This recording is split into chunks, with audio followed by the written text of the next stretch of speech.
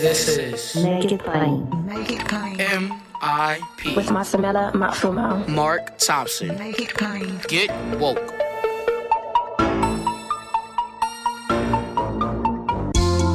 God bless you. Good morning. Get woke. Ladies and gentlemen, MIP is COVID free.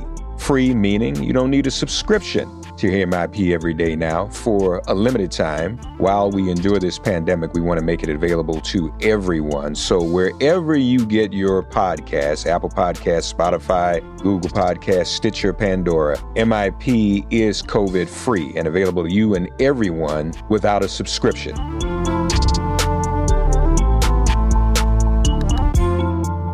Folks, we're happy now to be joined by the Executive Vice President of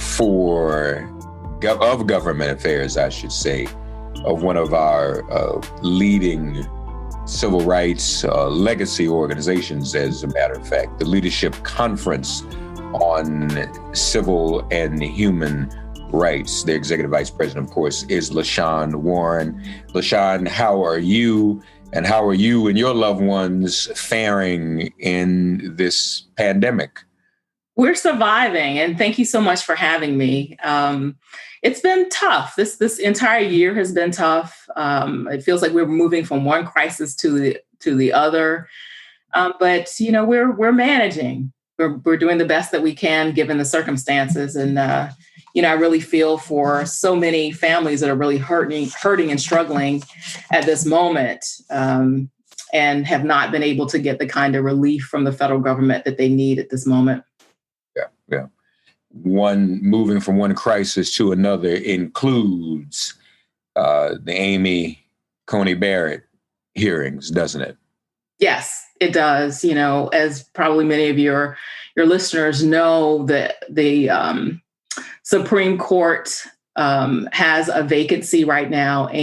Coney Barrett has been nominated by President Trump, and the confirmation hearings happened this week with Senator Graham. It's an illegitimate process. It took them 16 days to, move this nominee forward. And it's timed in such a way such that this particular nominee, who's hostile to the Affordable Care Act, would be on the bench before that argument is heard in November, like a week after the election.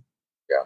And meanwhile, not taking the Senate, that is, not taking into consideration this very crisis of the pandemic, right, LaShawn? I mean, pushing her through to stop the Affordable Care Act, and among other things we'll get into that she's a threat to.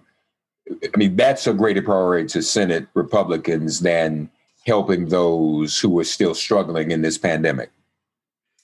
Yes, I mean, it's deeply problematic that the priorities of this particular administration and this Senate, the priorities that they have are skewed and certainly are not necessarily pulled together or listed to help people who are in most need of assistance at this moment. Like, we have so many things that are going on. From the COVID crisis and there being an increased infections. There are over 215 people who have died from COVID.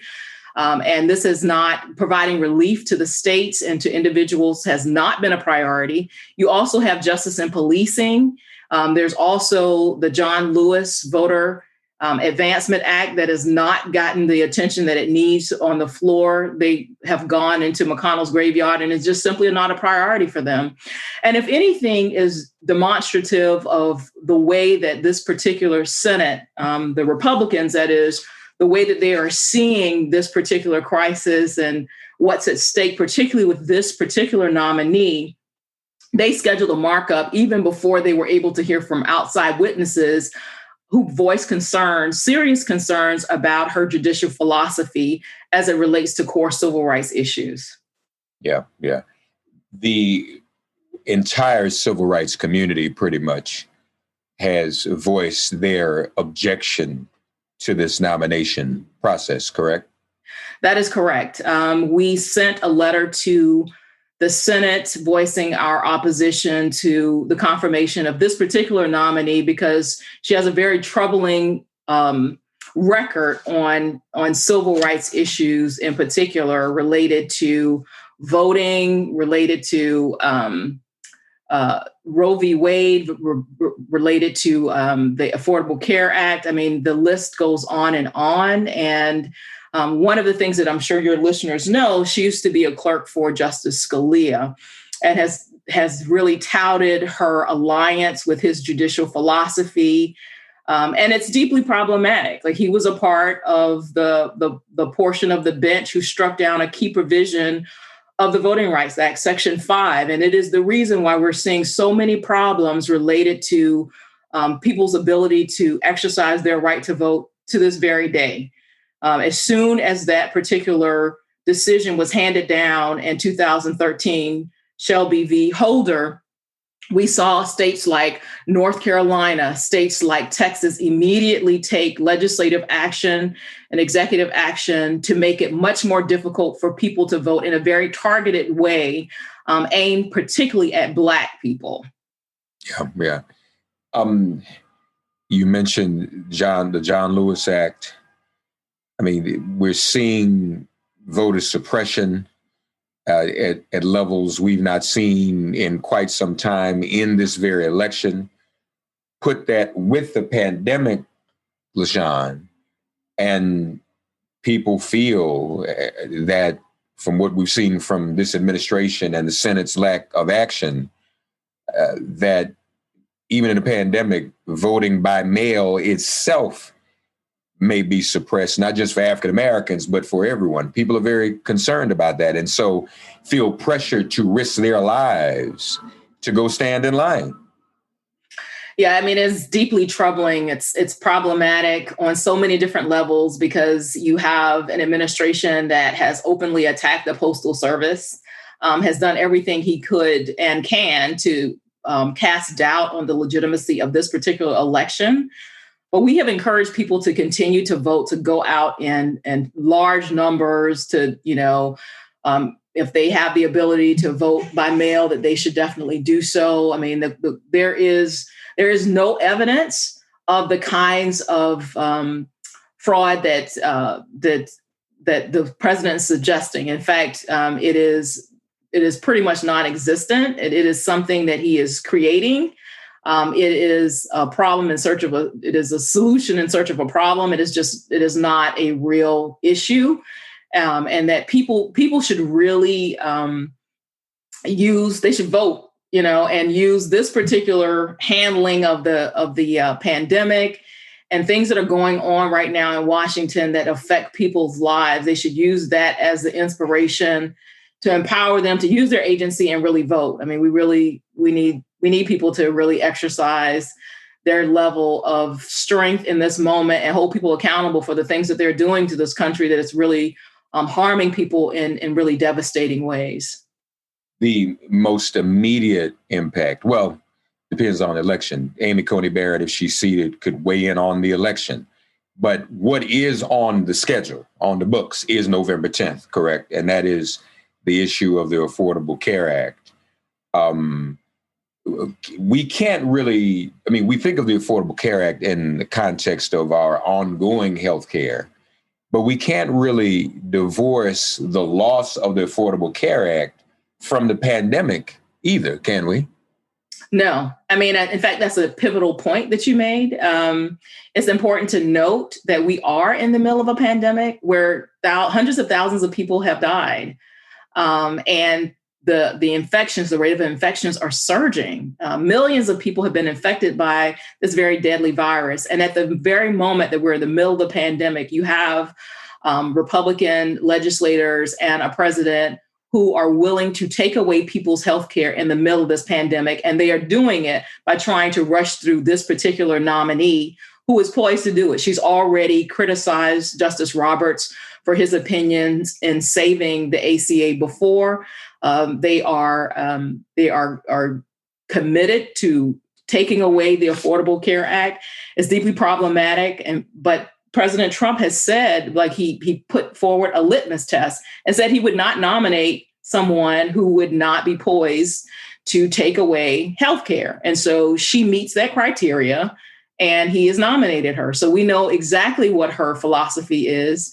Everything that she said in the hearing over the last week just confirmed what we already knew about what she thinks and what her judicial philosophy is. There were just many things that she could have talked about that she didn't, including whether voter intimidation is illegal. I mean, it is absolutely illegal, but she wouldn't even admit that. Yeah.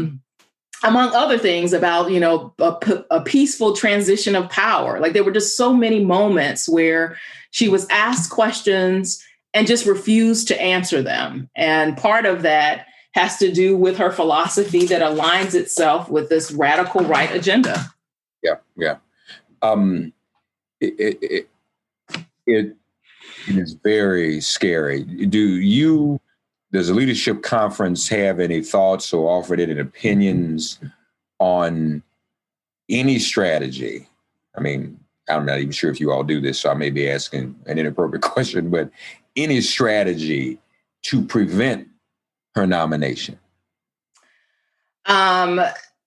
We have opposed her nomination, and we are doing everything that we can to make sure that we adhere to Justice Ginsburg legacy. And what that means is that we are using every strategy in the toolbox in order to make sure that, one, we elevate what's at stake with her nomination and confirmation, that we're telling everyone about the problematic nature of this particular candidate. We're working not only in the with respect to having contact and sending letters and things of that nature, but we're also galvanizing our network to weigh in on this particular issue that's pretty critical and could affect us for years to come. And let's not forget that we are in the middle of an election. We have another nominee that was nominated by President Obama, Merrick Garland, in 2016. And this particular Senate, Senator McConnell refused to even meet with him or grant him any movement at all on the Senate floor, basically saying their posture was, we can't confirm a judicial nominee to the Supreme Court in an election year. We are in the election. There are millions of people who have voted. And despite making these assurances and these pronouncements about what should and should not happen in an election year, they are completely going back on their word and moving forward with a nominee who has a radical agenda. And her record proves it. Her statements prove it. Like the questions that she was asked, her inability to just answer basic questions. And she's applying for a job. Like, who gets a job and not answering questions, basic questions about whether voter suppression is illegal, voter intimidation is illegal. It just doesn't happen. I didn't answer that question the right way, but that's a profound and important answer to the question I asked the wrong way. People need to hear that. Let me put it another way. Have you a position or a philosophy or a strategy on how senators who oppose, and that's Democrats, obviously, who oppose a nomination can actually prevent it? Is there a way procedurally that you know of that this could be stopped or held up somehow? I can tell you that we've been in close contact with a number of senators who have real concerns about this nominee, and they are discussing all maneuvers that are within their purview to use in order to prevent this particular nominee from being confirmed. So in terms of specific strategies, I know that they are thinking of a number of different strategies. And it's unclear exactly what they're going to do at this moment, but I know that they are thinking very hard about what they can do at this moment. So, of course, the leadership conference is nonpartisan. Correct? We are nonpartisan, yes. So let me try to say this as artfully as possible. You have simply encouraged people to vote. Yes. Folks, let me say this. This is me talking, not LaShawn, not the leadership conference. Let me just give you some basic information. We won't put them in trouble for any endorsement, but let me just say this. There's a Senate race in Georgia and in Arizona. if the candidates who are not Republican win in those races, that is, if you vote, there is a sliver of a possibility, if this thing can get delayed, that those two senators, because they're filling in other terms, would take their seats immediately after November 3rd, which then changes the numbers in the Senate, and that might actually help.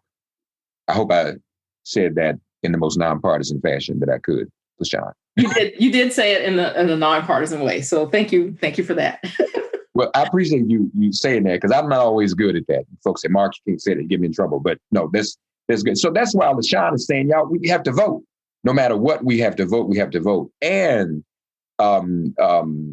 LaShawn, I've been dealing with, as you know, there's a lot of disinformation. Right. Of promoting suppression in the Black community. So, what difference does a vote make? Well, here it is. This is the difference it makes when you can have elected officials and presidents, but there's still courts. Mm-hmm. What are your thoughts too, LaShawn? There seems to be, I'm sure you watched the debate between Pence and Harris, and since then, there's been this fake outrage over what is falsely referred to as court packing, but it's really the debate about expanding the Supreme Court.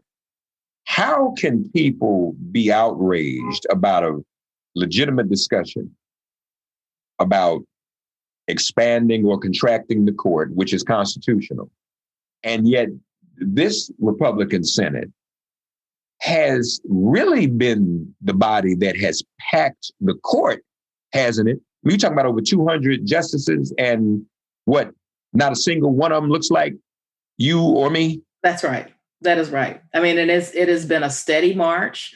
It has been a priority for them. They have literally filled almost every vacancy that there is, and they plan to do that before the end of the year to give the next president no opportunity to really appoint or nominate judges that have a philosophy that I think is more in keeping with with the foundation of our country, the democracy that we have right now. So it is true that there is this conversation about packing the court, but it is really, I think, as you rightly point out, it is a distraction. It distracts from what they have been doing for the past 4 years. And it is true also that in terms of diversity with respect to the types of judges that they have appointed, a number of them have been very radical, have had very disturbing histories with respect to issues of race, with respect to issues of gender. They have not appointed a diverse bench in terms of women or people of color. It's pretty non-existent, a few exceptions here and there, but they just, it is shameful. It's certainly the bench that they're filling is not demonstrative of the American people, what America looks like. It's not that at all. It's generally white men, period, full stop. And to add to that, folks, those you don't know, there's a National Bar Association of African-American lawyers, because for years, the American Bar Association practiced segregation. That's right. Times in history, LaShawn, have we seen even the American Bar Association, the white Bar Association, reject and mark as unqualified, without even getting into ideology, professionally unqualified so many judges? That's what they've been saying. Mm-hmm. I don't know when we've seen them do that in this volume. And again, folks, I'm not even talking about ideology right now. We're talking about the American Bar Association. They're saying this nominee does not even have the requisite professional skills to be a federal judge. That's a big deal, isn't it? It is a big deal. And this particular Republican-led Senate confirms them anyway. It is deeply problematic. it is destructive to our democracy, I think people need to be concerned, because I think we're at a crisis moment right now in terms of the direction of this country, which just really underscores the need for people to get out and vote. Like, we have got to hold people accountable for the decisions that they're making, and they're not making decisions in the best interest of the people, and particularly not in the best interest of people of color. I don't want to upset you, but I have to share something with you. I interviewed Jonathan Alter not too long ago, who has written the latest biography of Jimmy Carter. In 4 years, Jimmy Carter appointed 8 African-American appellate judges. Can you believe that? In 4 years. And where we, I mean, there's nothing like that going on. To your point, none of this reflects America. I mean, this is more like 1950 and 2020, isn't it? I mean, that's exactly right. And, you know, when you think about the power that these positions hold and their ability to pronounce rulings that will affect people's lives, their everyday lives, it is deeply problematic, right? Because some of these folks have no connection to how people live, you know, and, you know, when you have someone in front of the Supreme Court, I mean, in front of that's vying for the Supreme Court position, that is in front of the Senate, who, you know, can't acknowledge the issues related to race and gender, or even climate change, and say that, you know, the fact that climate change is, or that she tries to say that climate change is controversial. Like, these people, the decisions that they render and hand down have real world consequences. And I think the most important one that we're facing, well, it's not the most important one, but it's a significant one, because we're in the middle of a pandemic. I think healthcare is on everybody's mind. To be able to take away healthcare, particularly for those people who are disproportionately African-American, Black and Brown people who are disproportionately affected by COVID-19, to take away healthcare, access to healthcare in the middle of a pandemic when people are dying, when the disproportionate number of people who have died have been people of color. I mean, I think it's deeply troubling. You know, yeah. It's problematic. It's deeply problematic, and I think it just means that we have to be more vigilant about voting, and about the misinformation and disinformation that you're talking about. And honestly, I mean, I think we generally talk about disinformation and misinformation offline, but we don't talk about it as much online. And I think that is a important data point that bears some level of exploration, right? I mean, it is, I think everyone knows at this point that in 2016, African Americans were targeted on the Facebook platform. And while they've taken a number of steps to address some of the issues that were present at that time in terms of ads that were targeting African Americans and the like, I think there's still work for them to do, for sure. And I think that it's important for people to be discerning about what they see on social media platforms, either by Twitter or Facebook, you know, because everything that you see on these social media networks is not necessarily true. And know that there are people that are out there to manipulate those types of forums in order to discourage people from voting or suppress participation. And so I just think it just underscores, as we rely more and more on social media for our news and our information, that we just have to be really, really careful about what we're seeing, what we're taking in, and what we consider to be facts that we need to act on. Absolutely. I want to lift up one passage from LaShawn's latest, published at thehill.com. McConnell, very powerful words. McConnell has subverted every national priority, every urgent need, to leave as his legacy a federal judiciary that is dominated by judges who will shift the court further away from equal justice. The Senate majority's agenda is morally indefensible. Plus, very, very strong words, LaShawn, and very profound words. We know that the majority of the American public opposed the ramming through of this nomination. Before we go, let's just talk about women too. The Affordable Care Act pandemic overlap.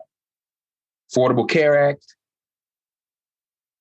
pandemic, clearly overlap, but the Affordable Care Act and Roe also overlap. And I thought Senator Harris was profound the other day too, because she tied the two together. So when we talk about women's health, and you put the Affordable Care Act and Roe in jeopardy, it's no longer just, about their cause celebrate reproductive health, which shouldn't be a cause celebrate, but all women's health, access to all the health needs that women have. And you all, I was talking to another guest the other day, men are stupid. We're not as deliberate about our health. And that's why you have to have campaigns to get men to go to the doctor, let's face it. But women, you all usually give your health a little bit more attention. And that's an existential threat to the well-being. If this is dissolved, if both the ACA and Roe are gutted and they're done away with, that's an existential threat to a gender that comprises more than half of the country.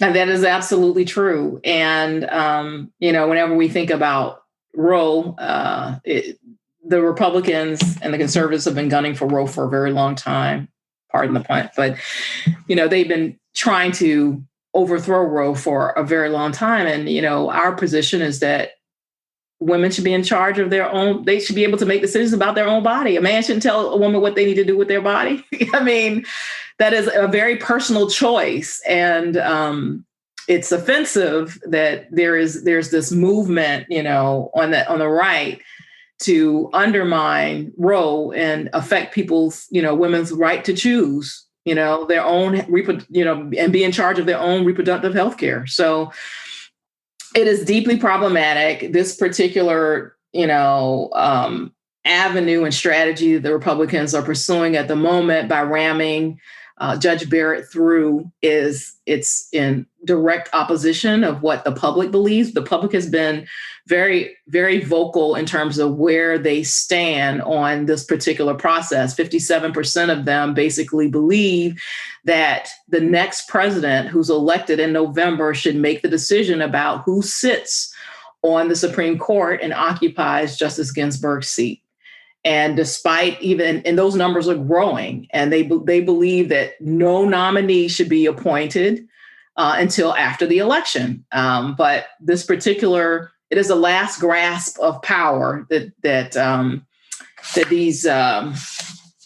of these senators are trying to pursue at this point. It's deeply problematic, and it's enraged a number of people, myself included, and a number of organizations within our network, which consists of over 220 national organizations. It expands from labor to women's rights groups and litigating groups like the ACLU and the NAACP Legal Defense Fund and the Lawyers Committee, all of whom are doing yeoman's work. And I have to say that none of what we've been able to accomplish in terms of raising the stakes would be possible without our coalition and our coalition support. There are amazing organizations that are part of the Leadership Conference, and we're doing what we can in order to make sure that people are aware of the stakes here and that people know what Justice Barrett's record is, and that they hold their elected senators and accountable for the decisions that they make and for moving this forward. I mean, the markup is scheduled for next week, and a floor vote is expected at the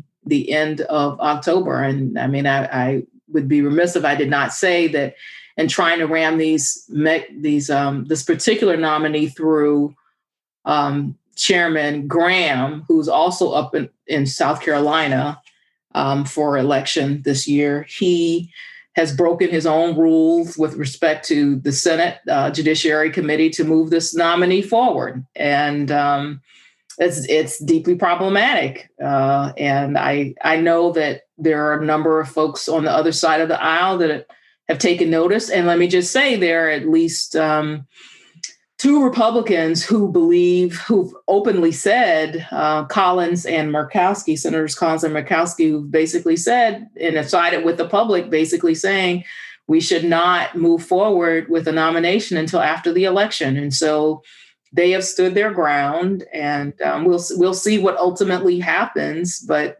hopefully, people will understand that, and I think most Americans agree that this should not be the priority when you have so many people that are dying and people who are being infected by this deadly virus. And we're in a crisis with respect to police accountability like that. Why hasn't that issue passed? Right. And it just seems like a no-brainer, Yeah. Has the leadership conference, or will the leadership conference take a position on if she sees on expanding the court? Will you all do that? Have you already done that or been thinking about that? No, I mean, we've thought about a number of different options, honestly. And I think from our perspective, we are dealing with the fight in front of us. Sure. And, I know that there's lots of speculation about what should be done with respect to the courts and all this stuff. Look, we have right now a nominee that's right in front of us that we're trying to make sure does not get on the court. So in terms of like what we do when she gets on the courts or whatever, like we're just not, we're really at a point where we're just trying to deal with the issues that are in front of us. And we will evaluate all the options that are before us. But, at this moment in time, our focus really is on elevating what's at stake and trying to make sure that the American people are first in this calculation of what the Senate does and whether or not they should move this person. And from our position and our standpoint, they should not move her. She is not qualified to occupy this particular position, given her jurisprudence. Like, she just is not. Like, why on earth would we confirm someone who upholds segregation in an employment context where you assign an employee to a Black neighborhood because they're Black and a white neighborhood if they're white? I mean, that's just, it's beyond the pale at this moment that we're actually discussing those kinds of issues and wrestling with that with this nominee who will be sitting on the highest court in the land. So, and one who has also, who said when Scalia passed away, that there should not be a successor to Scalia inconsistent with Scalia's ideology. But yet she is the total opposite of Ruth Bader Ginsburg's ideology.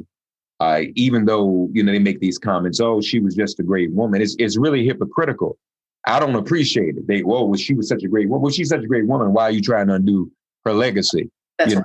That doesn't. And it's so interesting that there's just so much inconsistency. And Justice Barrett is on record saying precisely what you said about who should be taking Justice Scalia's seat. And she clearly, her jurisprudence stands in direct contravention of Justice Ginsburg's jurisprudence. And she is looking to undo the very things that Justice Ginsburg fought her entire life to defend, in terms of women, in terms of civil rights, in terms of LGBTQ individuals, like labor, like she sided with people, people over the powerful, over business. Her jurisprudence was about doing the right thing and rendering justice, particularly for those who generally don't have it in this country, who are marginalized. Like, she understood what that life was like for a person in this country. And so, I mean, we lost a great warrior with Justice Ginsburg, and to replace her with with Judge Barrett is absolutely offensive. Is the leadership conference recommending it's still worthwhile for the public and even those listening us today to contact their senators to get on record? Absolutely. Okay. Yes, absolutely. Do that and vote. It is like, I think they work in tandem. You do both. We need people to do both, because something in this country has got to change. It's as I said, and I think as you said as well, we're in a crisis moment, and to confirm someone who has a predetermined outcome with an issue that comes before her really is an affront to the judiciary, and it challenges the very legitimacy of the institution. And I think we have to stand against that. We can't let that happen. So, LaShawn Warren, folks, of Leadership Conference on Civil and Human Rights, which is a legacy organization of legacy organizations. It's the big one. And they, for years, have defended your rights and mine, and they're still doing it. Call your senators and vote. LaShawn shares with us. And check out her piece at thehill.com. Very profound and very passionate. Thank you, LaShawn, for joining us here on Make It Plain. Thank you for having me. All right.